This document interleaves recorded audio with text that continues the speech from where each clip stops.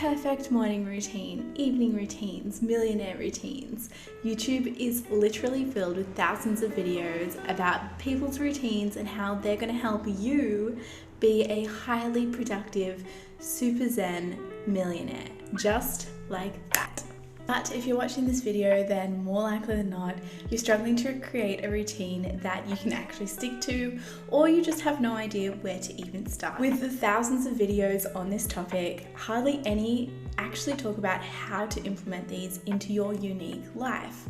A lot of them are just aesthetically pleasing videos about how someone else has perfected their own routine and how it's bettered their life. But if we just take someone else's routine and try and pop it into our own lives, it's like trying to fit a square peg in a round hole, or like trying to put on someone else's runners and go for a hike and expect not to get any blisters. Those shoes have molded to someone else's feet and you need to get your own. So today, that's what we're going to do. We're going to look at how to actually craft a routine that fits your unique life. We can all objectively see the benefits of a routine. And if you've ever had a routine, then you know how it can really help you feel your life progressing. So then why is it so hard for us to build a routine and actually stick to it? It's not that you're unmotivated or lazy, it's that the system you're trying to build doesn't quite fit your current life. Often when we try to rebuild our lives and get ourselves out of a rut, we jump straight into the planning stage, setting ourselves a bunch of goals like,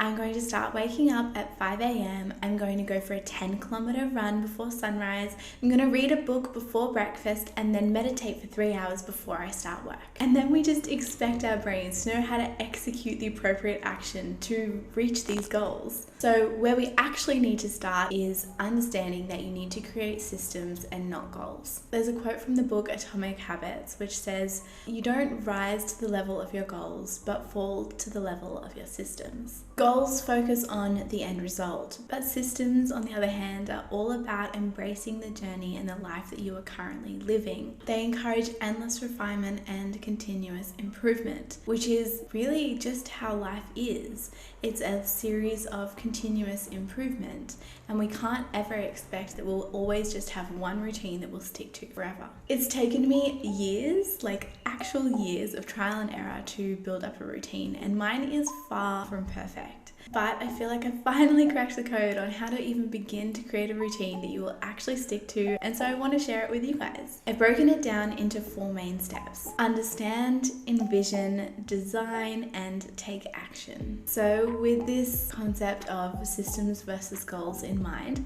let's jump into the first step, understanding. We have to have a clear understanding of the behavior and the mindset behind the behavior that we are executing each day currently. Ask yourself questions about where you are now, what do you want to change, and what is currently working well for you. When you're thinking about what you want to change, don't just automatically jump to the stereotypical ideals of 5 a.m. wake-ups, running a marathon, and reading a book every single day. Think about you and what you actually like to do. Are you naturally a morning person, or are you naturally a night person? For example, I myself am not naturally a morning person. I would love to be a 5 a.m. riser, but in fact I'm not. So should I have the goal of rising at 5 a.m. every day? I could, but I probably wouldn't succeed, and then that would create a spiral of negativity towards my newly set up routine. Do you like to get small tasks done first to build momentum, or do you do better by tackling the harder things first? These are all crucial things to understand about yourself, and by adopting someone else's swear-by tip without any reflection on your own behavior, then you could be guaranteeing yourself failure. You also need to be aware of any big changes in your life. If you've just started university, if you're starting a new relationship, if you've just moved out of home, all of these things are going to contribute to how easy or how hard it is to start a new routine. If you're at any of these stages in life, you need to be gentle with yourself, be patient, and understand that failure to implement this new routine is not a reflection on you or your level of self-discipline. Identify what is essential and non-essential in your life. This idea is reflective of the concept of essentialism. Essentialism is not about trying to get more things done. It's about trying to get the right things done. Trying to make sure that you are making the wisest possible investment of your time and energy. It took me a really long time to realize that the things I was trying to fit into my daily routine weren't essential to my life. I spent years being busy with no real purpose. So how can you really get a grasp of what is actually essential? This leads me to the next step, Envision. What would make you happy on a day-to-day basis, even if all of your goals weren't being met? What would you need to be able to wake up every day feeling content and positive in your life, even if the bigger things aren't going to plan? For me personally, it was having a stress-free day-to-day life. My days used to be filled with little tiny bumps and points of friction at every turn. Losing things, having a messy room, double booking myself, not having time to prepare my food. And one day I just stopped and analyzed this and thought, why do I have all of these small stresses? These are all really little things, but so many of these things would happen to me per day. And by the end of the day, I was mentally exhausted and stressed. So what I began to do was think about how I could minimize these daily stresses. For example, after I built up the habit of making sure I brought in everything from my car every time I got home, I began to see that having even just one space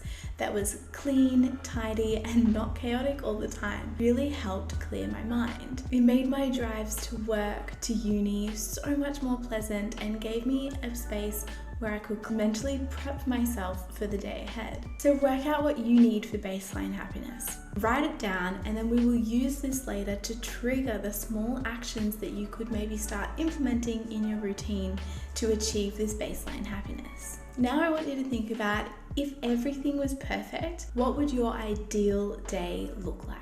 Think about how many of these things do you actually do and what would you need to add in. Write a list and then we'll come back to it later. It really helps if you have a really clear vision of the person that you want to be, the life you want to lead, and the people that you want around you. If you keep this vision at the forefront of your mind and think about it every morning or night, it will help you make choices that will lead you towards your ideal life. This vision is super important, especially when we're starting a new routine, because it can be really easy to get motivated one day, create a new plan for yourself, and then within a few days you're completely demotivated and you don't stick to it. But if we constantly remind ourselves of our vision of our dream life every day, then we can use this to keep us on track even when we're not feeling motivated. Design. It can be super tempting to want to change your life overnight. We want to be this ideal person straight away, but it just doesn't work like that. So let's have a look at how a routine impacts your brain and how it actually works. A routine gets set when you regularly do things, especially when it's in a certain order. Your brain becomes trained to prioritize a certain behavior, initiate it, and then transition it to another behavior. So as soon as you complete the first task, your brain is already transitioning you to move on to the next one. To take my car example from before, my brain had been trained to see the completed action of getting out of my car to trigger a transition into the next action of checking the boot and removing the items from the car, taking them in and putting them away. Without a routine in place, you really have to rally your brain. You have to really push it and motivate it to prioritize a task and then initiate it and then complete it. Then you have to go through the whole decision-making process again when you want to do the next action. And you can see how exhausting that would be for your brain, right? This is why we get decision fatigue. So a good way of training the brain to automate that transition between tasks is to take the new task that you want to incorporate into your routine and attach it to a task that you are already doing. If you're like I was and think there is no task that I'm already doing, this is a full routine revamp from scratch, then that's okay. Waking up and getting out of bed counts. So you might pick one thing to do when you wake up in the morning. It might be immediately making your bed or immediately putting on your workout clothes. Whichever activity it is, at the beginning you might need to constantly remind yourself, maybe even set an alarm. But eventually, the more that you do it, that series of actions will become automatic and it will start to feel even weirder when you don't do it than when you do. Once you reach that point, then you can start incorporating a second action into your routine. So you're probably thinking, wait, I have to only do one action at a time? And I know it can be so hard to just pick one thing to incorporate into your new routine. We naturally want to do everything. We want to be perfect now. But the less you change, the quicker you will be able to adjust to change. And then the quicker you'll be able to incorporate more changes and then become the best version of yourself. After years and years of trying, I can confidently say that the trying one thing at a time approach always beats the brand new routine of 10 million things at once. So how do we pick the first thing? How do we know what to prioritize? Well, this is where steps 1 and 2 come into it. You will have thought about what is needed for you to achieve baseline happiness. And if you haven't yet reached that, maybe you could incorporate a single action that might lead you closer towards that baseline happiness. So for me, it was cleaning out my car.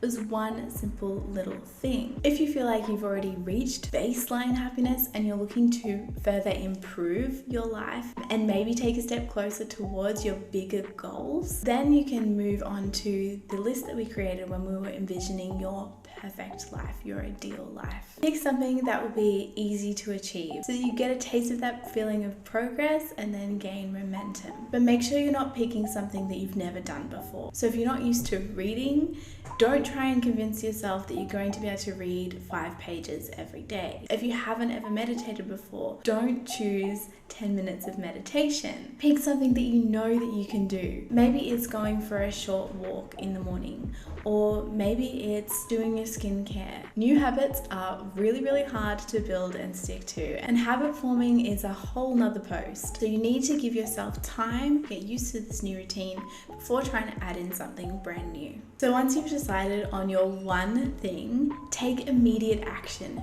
Do it today. Your brain will feel a release of positivity after seeing progress. The longer we take agonizing over it, your brain will start to avoid the task altogether.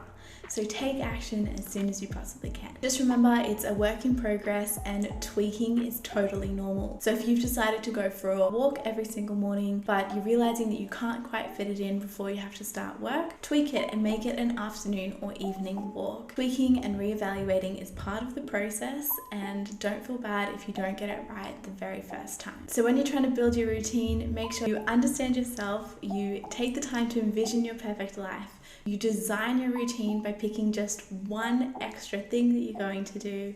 You take action immediately and you give yourself a trial time where then you can reevaluate and tweak. Comment below if you have any questions. Don't forget to like the video and we'll see you in the next one.